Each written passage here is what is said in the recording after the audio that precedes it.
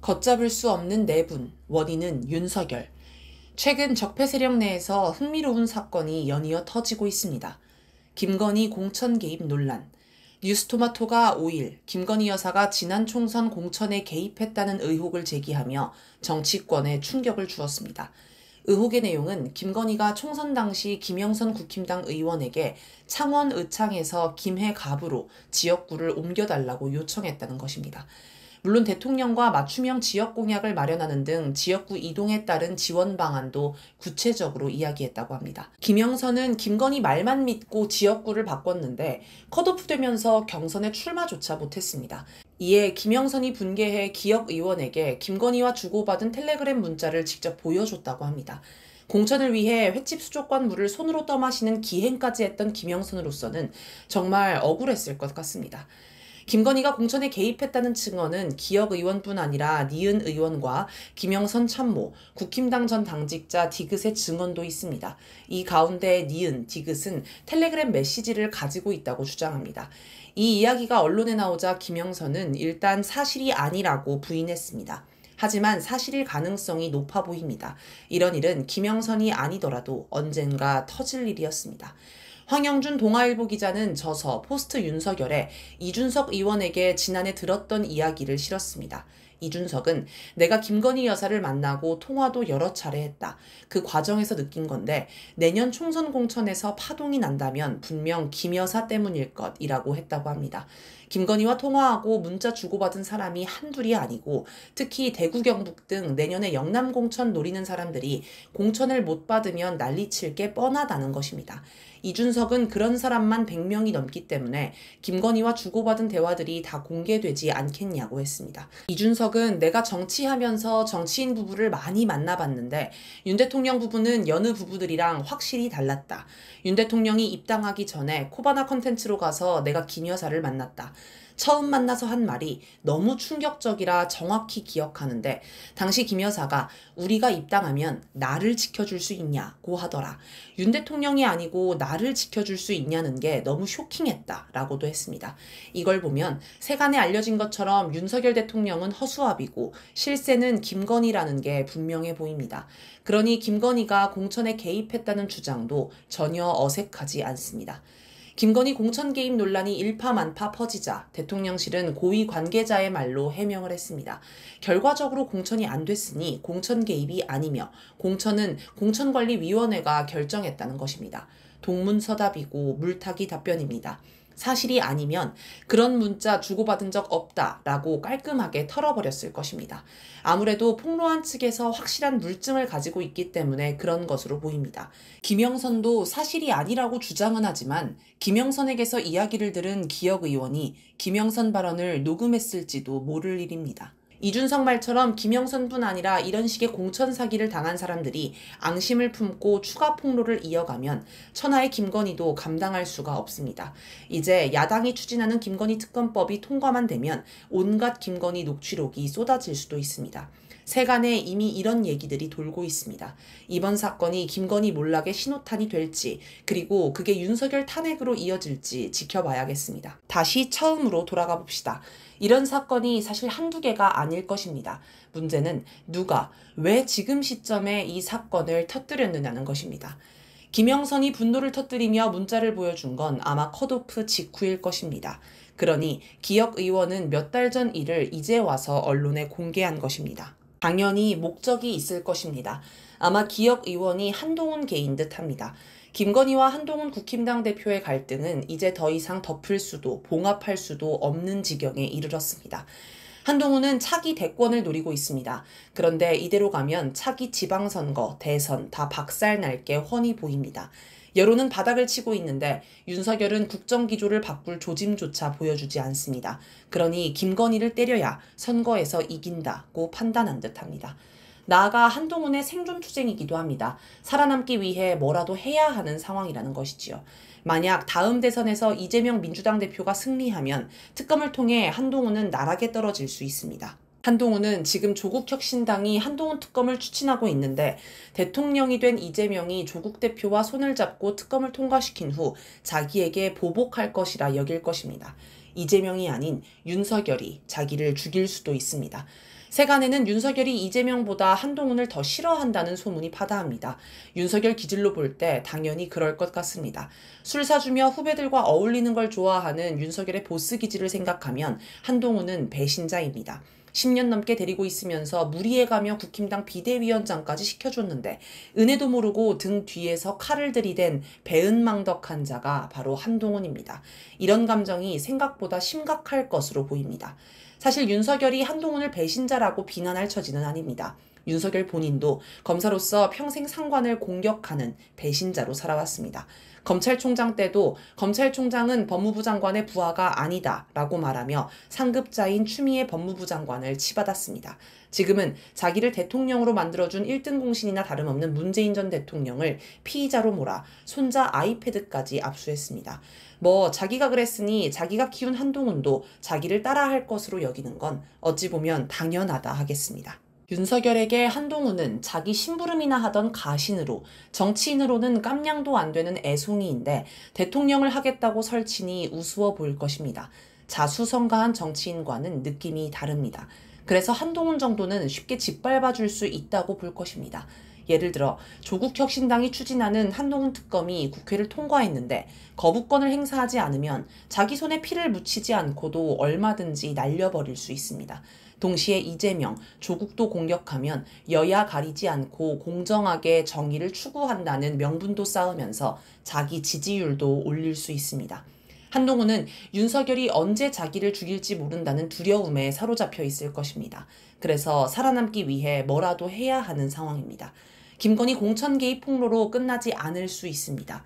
지난 1일 이재명과 비공개 단독 회담을 했는데 이 자리에서 거래를 시도했을 수 있습니다. 자기가 김건희, 윤석열을 날릴 테니 한동훈 특검을 하지 말고 정정당당히 대선에서 승부를 보자는 식으로요. 이재명도 윤석열의 공격을 집중하자는 취지로 보면 나쁘지 않으니 제안을 받을 수 있습니다. 국정원 횡령 사건. 최근 국가정보원 최고위 간부가 대북공작금을 횡령한 정황이 드러나 논란이 되고 있습니다. 국정원이 이와 관련한 특별감찰을 진행했다는 보도가 나오자 국정원은 횡령한 사실이 없다고 부인했습니다. 이와 관련해 6일 CBS 라디오 박재용의 한판 승부에 출연한 김규환 논설위원은 횡령이 아니라 대북공작 사고라며 자세한 내막을 전했습니다. 김 논설위원이 소개한 사건 전말은 이렇습니다. 이명박 정부 말기 대북공작 전문 블랙요원이던 홍장원이 중국 홍콩으로 파견 갑니다. 홍장원 요원은 홍콩에 700만 달러에 이르는 고급 대저택을 구입해 공작 거점으로 활용하고 있었습니다. 당연히 공작금으로 구입했고 자기 신분을 숨기기 위해 재미교포인 자기 친구를 집주인으로 등록했습니다. 그렇게 3, 4년 동안 공작 기반을 닦은 후 본격적인 활동을 시작하는데 갑자기 이병기 신임 국정원장이 소환합니다. 의전 비서가 필요하니 돌아오라는 것입니다. 원래 블랙요원은 공작 기반을 닦는데 오랜 시간이 걸리기 때문에 이런 식으로 소환하는 건 국정원 내에서 굉장히 황당한 일이라고 합니다. 아무튼 상부의 명령이니 어쩔 수 없이 귀국하면서 홍장원은 대저택을 처분하려고 합니다. 그러자 집주인으로 되어 있던 친구가 자기 소유라면서 먹고 튀어버립니다. 홍장원은 블랙요원이고 장소도 외국인데다 서둘러 귀국해야 하니 전혀 대응을 못하고 눈앞에서 수십억 원의 공작금을 날려버렸습니다. 하지만 홍장원은 귀국 후 대북공작국장, 이병호 국정원장 비서실장 등을 역임하며 실세가 되었기에 이 사건은 조용히 덮였습니다. 그리고 지금은 국정원 내 2인자라 할 수 있는 1차장입니다. 그런데 여기서 문제가 발생합니다. 홍장원 1차장이 자기가 있었던 대북공작국 출신들을 국정원 요직에 앉히면서 내부 불만이 생긴 것입니다. 불만 세력은 홍장원의 약점인 대저택 날리면 사건을 횡령 사건으로 만들어 조태용 국정원장에게 투서를 넣고 감찰 압박을 넣습니다. 조태용은 외교관 출신이라 내막을 잘 모르고 감찰 지시를 합니다. 그러자 국정원 실세인 정통 블랙요원 출신 홍장원이 반발을 하면서 내분이 격화되었고 이 과정에서 사건이 언론에 유출된 것입니다. 한마디로 이 사건의 본질은 국정원장과 대북공작국 출신 실세들 사이의 권력 다툼이라고 할 수 있습니다. 그런데 국정원 내 인사를 둘러싼 내부는 이번이 처음이 아닙니다. 2022년 9월과 11월 김규현 국정원장이 국정원 간부 100여 명을 인사 발령했는데 여기에 측근의 입김이 들어갔다는 주장이 나와 논란이 됐습니다. 2023년 6월에는 대통령이 결재한 1급 간부 7명 인사 발령을 일주일 만에 번복하고 대기 발령하는 초유의 사건이 발생했습니다. 이 일로 결국 2023년 11월 26일 김규현 원장과 1, 2차장이 동시에 교체되었습니다.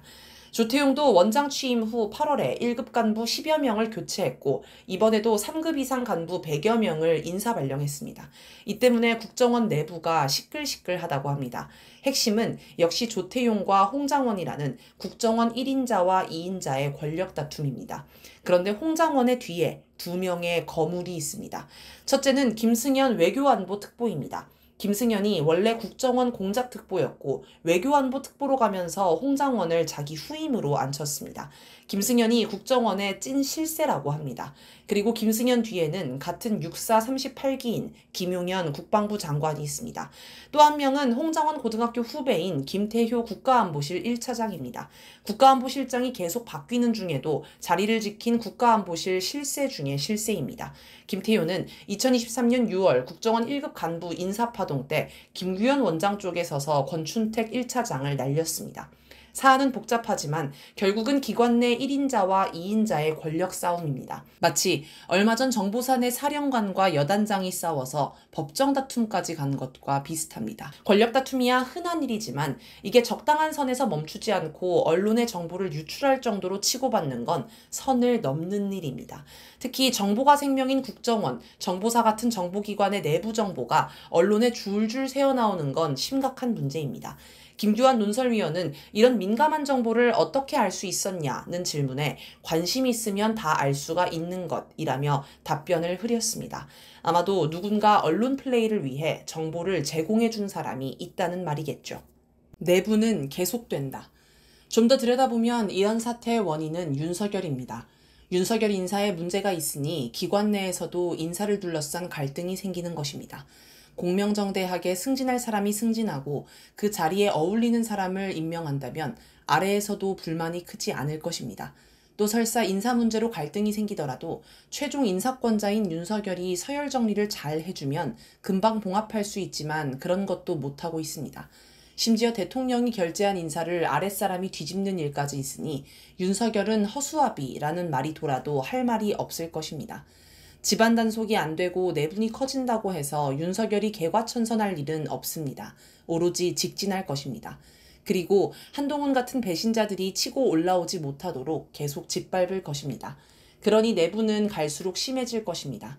심각한 민심 이반은 내분 격화의 주요 요인입니다. 원래 잘 되는 집안은 화목하지만 망해가는 집구석은 허구한 날 싸움박질을 하게 되어 있습니다. 6일 한국갤럽이 공개한 여론조사 결과를 보면 윤석열 지지율은 23%에 불과하며 잘못하고 있다는 부정응답이 무려 67%나 됩니다.